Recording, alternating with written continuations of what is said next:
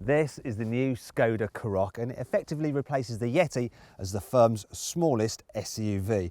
Now you might be thinking, why the heck they've done that? The Yeti was cool, it was quirky. This is a bit conservative.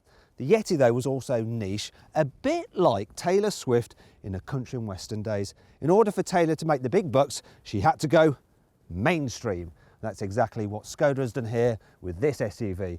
Now the Karoq starts at just under £21,000. If you go to carwow.co.uk, you can actually get one from just over £19,000. Now if you click on the pop-out banner or on the link below the video, you can see how much you can save on a new car at carwow.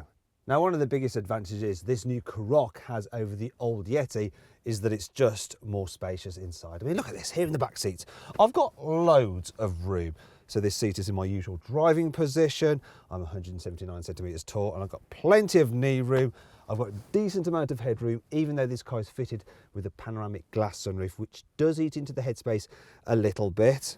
It's lovely. Also, in the middle, it's not too bad either, even though there's this hump in the floor, and if I want to stretch I can do because the front seats are lifted up quite a bit. That's nice. This particular car is also fitted with, look, these picnic tables. Now some picnic tables in SUVs can be a little bit flimsy, but this, I mean, look at that, that is sturdy, and you've even got a little drinks holder there. That's nice.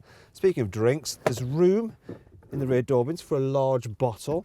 If you want to, you can fold down this particular seat and you've got some more cup holders there. Now I've just got to put it back. Where's the lever? Where is it?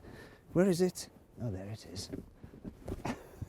What an idiot. Let me just put that back. So this car actually has what's known as the Vario Flex seats, and you get those on the top two specifications, and it's an option on the entry level car. And what they can do is slide individually. That's just the outer two seats, but all the seats, the middle one obviously and the outer ones, can also recline for added comfort or added boot space. Not that you need added boot space, because yes, this Karoq's boot is pretty blooming large. There's plenty of room in it. It's going to be big enough for most families, that's a fact. And there's plenty of nice features as well. For instance, you've got this little storage area up there, and you can get various netting for tying things down. Maybe your dog if it's especially naughty. There's a 12-volt socket here. There's some hooks here. Don't go tying your dog down, I was only joking, right? And I like this as well, look. I love the way the load cover lifts up out of the way. You don't have to pull it backwards or forwards.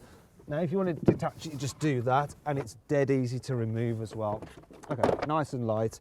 And there's a special area where it can fit in the boot of the car, so it's not too much in the way when you're not using it. Now you may look down here and think, oh, there's a bit of a load lip for lifting stuff over. Now, if you get the entry level car without the Vario Flex seats, you can get a riseable boot floor, which gets rid of that load lip. But let's talk about those various seats again, because I want to show you this. Now it's a bit of a pain to fold them down. I've got to go around here again and then fold the backs down. Now, what I can do is this, for big boot space. I can lift these up out of the way. And you've got a huge volume, but these still get in the way. But if I just undo these clips here, come on. Yes, I can start transforming this car into a van, though. My God, this is the smaller seat and it's quite heavy. Now I could remove these as well to create a massive load space, or what I can do is this. Look, I can move the location of these outer seats inwards like that. Oh, there we go. Come on, lock in place. There we are. Put this back down. Pull the seat backs up. Come on. And then what we have here is more executive style seating with more shoulder room.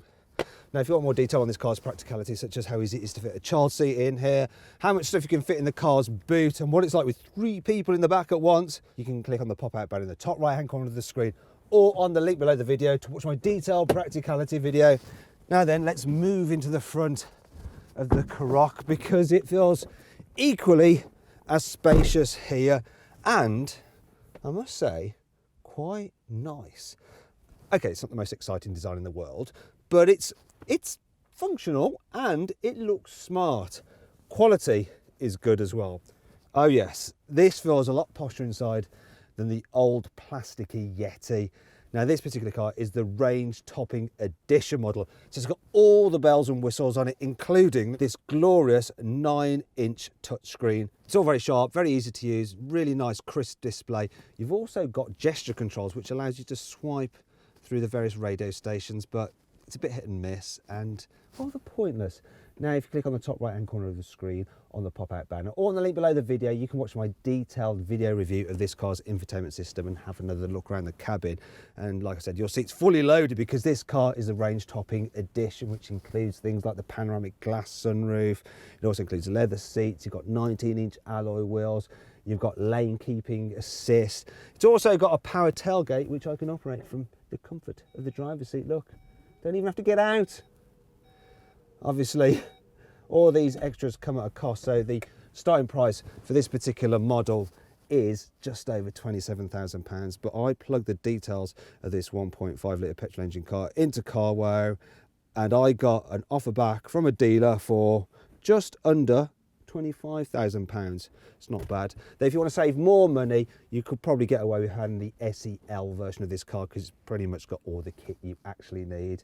Finally, let's talk about Cubby Spaces because they are pretty good. There's some storage under there for your mobile phone, a little bit more under here under the central armrest, although it's not massive. The door bins are massive though. Look, you can fit a big bottle of water. There's even enough space for a little bin there as well, which is nice. And the glove box, which actually is the only fly in the ointment because it's a bit small for a car of this size, but fret not because you have another storage area up here on the dash. So now we've looked round the car, let's see what it's like to drive. This Karoq is a great car for all kinds of family driving duties. So let's say you're taking your kids to the school run, the race driving position and a great view out means that you're not going to do something silly like accidentally drive over some other parent's child, because that would be a bit embarrassing, wouldn't it? Though the car should prevent you from doing that anyway because it has got auto emergency braking with pedestrian detection. Low speed manoeuvres are very easy because the steering's nice and light. The gear shift is positive. It does have a slight notchy feel to it though. Now if you want, you can get this car of course with an automatic gearbox and it's pretty good.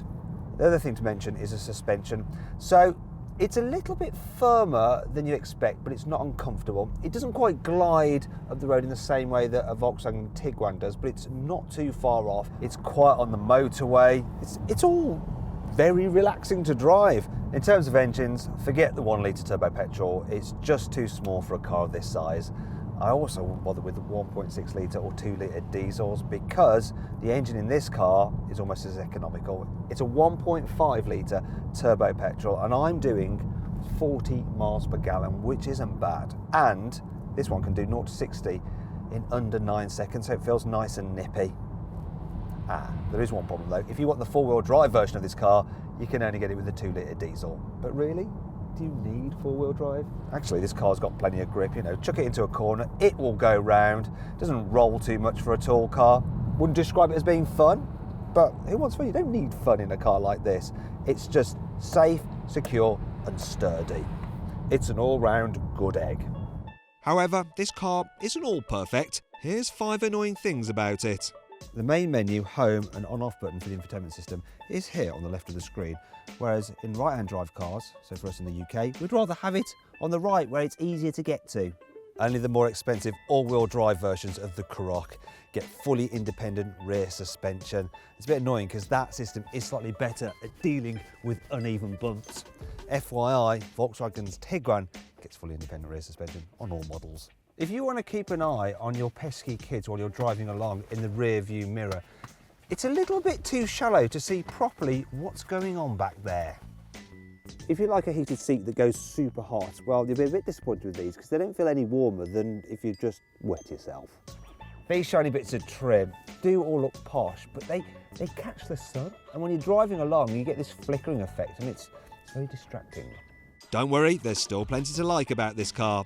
Here's the carwow 5 cool features. If you want to carry your dog in your car's boot, you can get the Karoq with a reversible boot floor with a wipe down surface, so it doesn't matter if your dog is dirty. Come on, boy.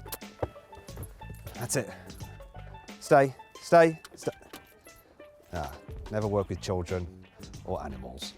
The Karoq gets Skoda's usual array of simply clever features. That means you get an ice scraper in the fuel filler cap, little torch in the boot, a parking ticket holder on the windscreen, special cup holders with a grippy bit on the bottom so you can open a bottle on the move, and an umbrella under the seat. With the Care Connect services, you can press a button to ask someone a technical question, book a service, or call the emergency services. You can get a special mobile phone app for the car, which allows you to check its location, see how much fuel you've got left, and honk the horn remotely. You can get ISOFIX for the front passenger seat if you want to keep your baby nice and close to you. Who's my baby? You are, aren't you?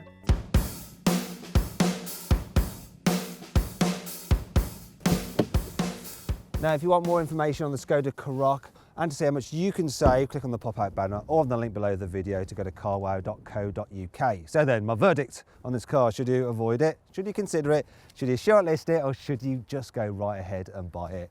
Well, I reckon you should just go right ahead and buy the Skoda Karoq. It's a brilliant compact SUV. Who cares about the Yeti? If you enjoyed this video, please like it and share it, and click on our logo to subscribe to our channel. Also, click on the video windows for more CarWow videos. Did you spot the Easter egg in this video? It was Dwayne Johnson in front of a McLaren. Karoq. Get it? Karoq.